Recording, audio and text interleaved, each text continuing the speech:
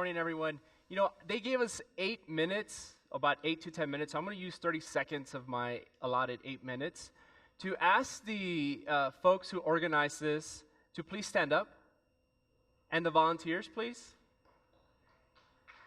Absolutely. And for the rest of us to stand up and give them a standing ovation.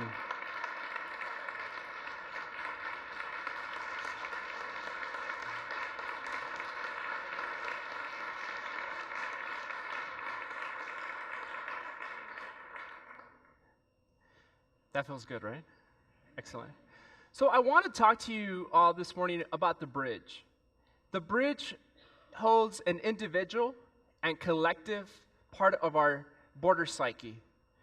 In its most basic utilitarian definition, a bridge is a structure that connects two land masses that are bifurcated by a body of water. Metaphorically and symbolically, a bridge can also mean the ability to connect and reconnect political, cultural, economic, social chasms that exist. And so in our region, we know the bridges as those structures that connect El Paso and Ciudad Juarez. And then we also talk about bridging the gap, right? To define something that metaphysically needs to be connected. And I offer to you this morning that our bridges do the number one, más o menos, pretty good. But it's the number two that we have to work on. And our border and our bridges really are defined since its very existence in 1848 by violence. Whether it was in 1910 through the Mexican Revolution, or in the 1950s and 1960s through the Bracero program, or even today, the militarization of our border. The border and the bridge really just hold, for many of us, something that is not good, something filled with hate, something filled with angst. It is where crimes are committed. It is where lives and livelihoods are destroyed.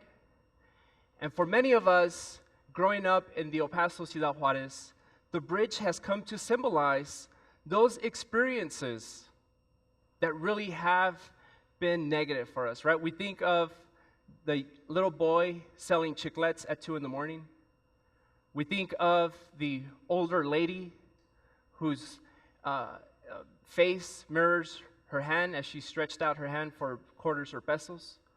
We think of the young man, unemployed but very diligently wanting to wipe our windshields with some mixture of diluted Windex. We think of our childhood and adolescent friends who, after partying for many hours in Juarez, coming back drunk, figuring out how we were going to cross the border. We think about our family members who perhaps, in search of a better life, were caught at the bridge. Or perhaps we know of a family member who is today serving prison for an experience of having to or wanting to cross illegal drugs into the bridge. So again, the bridge just, for many of us, is not a good place. And the bridge is, by definition, a civic space. It's paid for by taxpayer money. It occupies part of our public realm. It's no less part of our public space as a park bench or a tree or a park or a sidewalk. It's ours. It belongs to the public. But it is not this definition offered by the Project for Public Spaces. It is not, again, a place where celebrations are held. It is not a place where good things happen. I want to share with you a story. My mother, a Mexican immigrant, now a United States citizen, still has many brothers and sisters in Juarez. And for the past 2 years or so, because she is unwilling to cross over to Juarez for obvious reasons, she has met my aunt, her sister, at the apex of the bridge because my aunt, who is unable to cross into El Paso for lack of legal papers, they've met there on a weekly basis, again, at the top of the bridge, like many people do. And I think about this, and it has to be one of the most inhumane experiences that someone goes through. As I think about them staring at the dry riverbed, perhaps talking about their kids, their grandkids, perhaps talking about experiences in Juarez, perhaps talking about the geopolitical situations on the border. I think about that, and I wonder, these are two ladies, two sisters, two family members who are unable to connect in a public space because of the way that we have come to define the bridge. And so I have an idea today, because the bridge does belong to us, because the bridge occupies part of our social psyche, both individually and collective. Why don't we regain the bridge? And so the first thing we have to do is treat it as a true public space.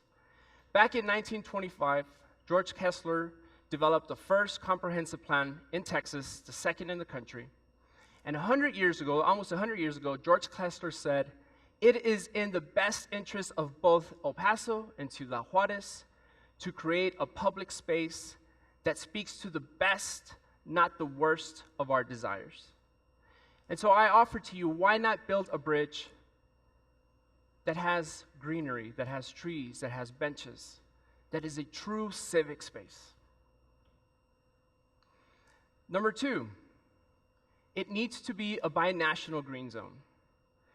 There's absolutely no reason why in the 1,900-mile-long U.S.-Mexico border, we can't have a few acres that are devoid of militarization, right? It's a green zone. The people of El Paso, almost 100 years later, after George Kessler looked at the Plan El Paso of 2012, and they almost came up with the same idea. This is a rendering of what it could look like in the Ostarco smelter town area, connecting with Anapra. And again, can we take just a little sliver of that bridge, of that border, and make it truly a safe place where mothers and fathers and daughters and sons and sisters could interact in tranquility?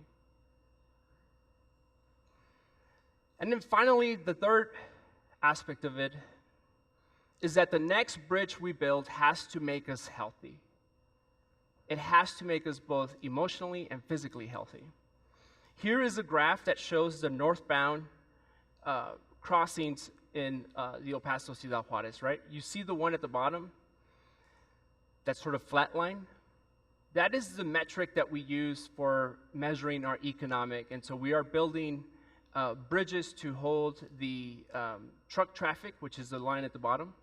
And we're building these massive structures at the periphery of our city, right, to sort of take the traffic away from downtown and out into the outskirts. And we're building and spending a lot of money to do this, right?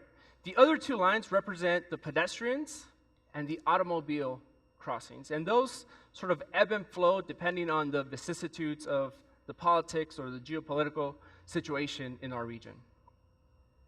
But what if we were to take those two automobiles and pedestrians and just take a small percentage of those border crossers and offer a bicycle bridge, a bridge that is strictly for bicycles? We could call it the Million to Zero campaign, because over the course of our history, we could be crossing millions of people with zero impact to the environment. We have to do this. Again, I want to end with the definition of what a civic space is. There's no reason why, if we combine a safe place, if we combine our imaginations and offer the best of our desires, the best of our wants, the mutual things that belong to us, there is absolutely no reason why we cannot define the bridge as a true civic space where celebrations are held, where friends meet, where things are done peacefully. I believe we could do this. It speaks to the best of both physical and metaphysical borders that we hold in our heads and those that we hold in our hearts. Thank you very much.